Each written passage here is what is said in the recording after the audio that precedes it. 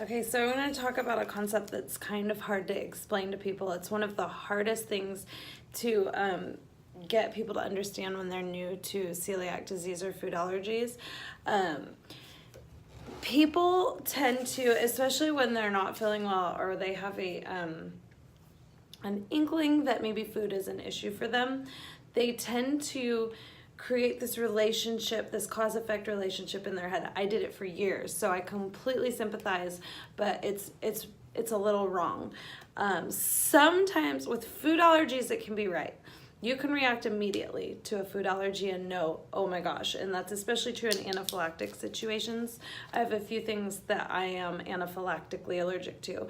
The second I'm even around it, tongue swells up, throat swells up, asthma. Unfortunately, most food allergies and food intolerances specifically don't work that way, and especially celiac disease. So you can have reactions to a food that don't hit you until hours later or even a couple days later.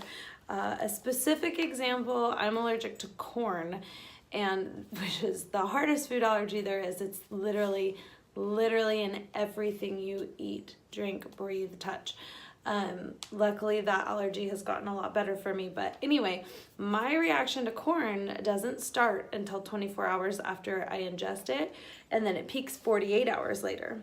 So let me tell you how difficult that one was to figure out. The tendency that people have is they eat lunch and then they don't feel good and they go, okay, what did I just eat? Obviously I can't do turkey or whatever. That's not entirely the way it works, unfortunately. Gluten causes an effect on your entire body, and the reactions can come minutes, hours, days later. So when you haven't cleaned your diet yet, when you haven't gotten control of your food issues, you're constantly reacting to stuff that is constantly in your system. It's this constant monster that's growing and changing and moving. So maybe you eat lunch. This used to happen to me a lot. I would eat lunch and then get a horribly upset stomach, and I'm in the bathroom, stomach cramps and these issues. And going, well, I'm never eating that lunch again, had nothing to do with that lunch. It had to do with the overall issue of inflammation from the gluten that I was consuming kind of all day, every day. So this is a really hard concept to get your mind around, and it probably won't totally make sense until you're feeling great. And then you realize when you feel really good all the time, it becomes a lot clearer to know exactly what is okay and isn't okay in your system. There's something I do want to explain specifically about celiac disease or gluten. As a side note, doctors call it celiac disease, or if you test negative for celiac disease but you cannot tolerate gluten, they call it non-celiac gluten sensitivity. That's BS. You either can handle gluten or you can't. Most people, gluten is very inflammatory for them. All grains are inflammatory. The grains that we're consuming today aren't even closely related to the grains that were 100 years ago. That's why 100 years ago, everyone could eat bread with no problems, and now we can't. I'm not going to get into all the different reasons or techniques behind them. It's just true. I know grain farmers who have celiac disease and can't tolerate it. It's not some government conspiracy. It's not some hippie thing. It's just true. Our food supply is very, very tainted these days, and it's not really the most pure food. Anyway, the point I was trying to get to, a lot of people can't tolerate gluten, even if you aren't testing positive for celiac disease. We don't have an accurate test for it yet anyway. If gluten makes you feel like crap, you shouldn't eat it. If you have all these unexplained health issues that they can't figure out, you probably have a food sensitivity and you could benefit from a paleo diet.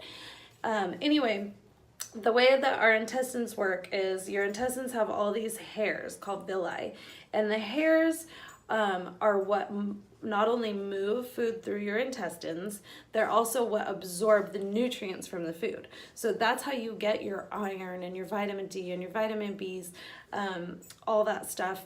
But it's also, those hairs are what push food through your intestines. When you have an issue with gluten, and you ingest gluten makes those hairs lie flat. So all of a sudden, those hairs that are supposed to push your food through properly and absorb nutrients, they just go completely flat. Now, there's two sides to this issue. One, your food's not getting pushed through properly. That's what causes a lot of people to get diarrhea from gluten issues, but it can also cause constipation, just depending on how your system works. The other side of this problem is that now, obviously, you're not absorbing nutrients from the food. That leads to so many different symptoms that it can be impossible to detect celiac disease based on symptoms, because literally symptoms of the list can be almost unending, because anything that could be caused by a nutritional deficiency could be a symptom of celiac. When those villi are lying flat and you're not absorbing at all the nutrients, then you could have all kinds of different things, ranging from like ringing in your ears to muscle cramping to, I used to get weird, like super bad fatigue and exhaustion because I wasn't getting enough iron, for example. It just goes on and on and on.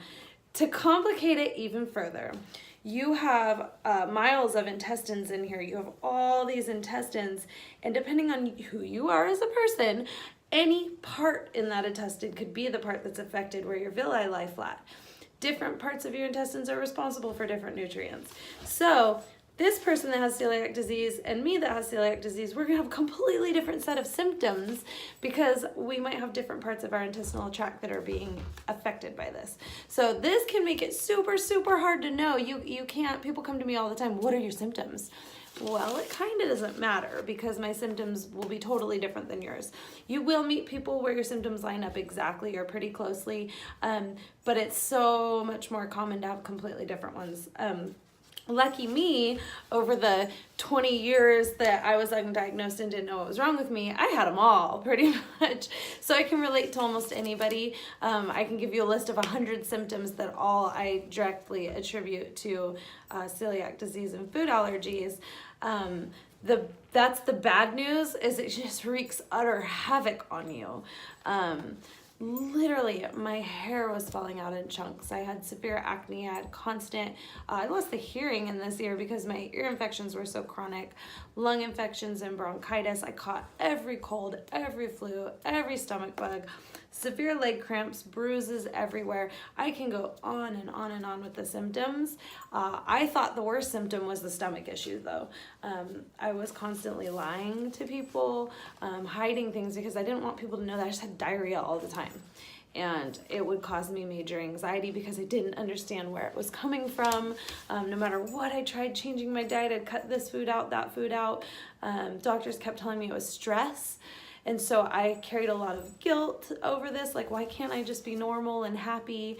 I was normal and happy. My body was rebelling against me because of this, protein I was ingesting, that it basically, it's not an allergy, but basically I was allergic to it. So anyway, that's the bad news. The good news is you feel so much better within a couple of days of cutting gluten out usually.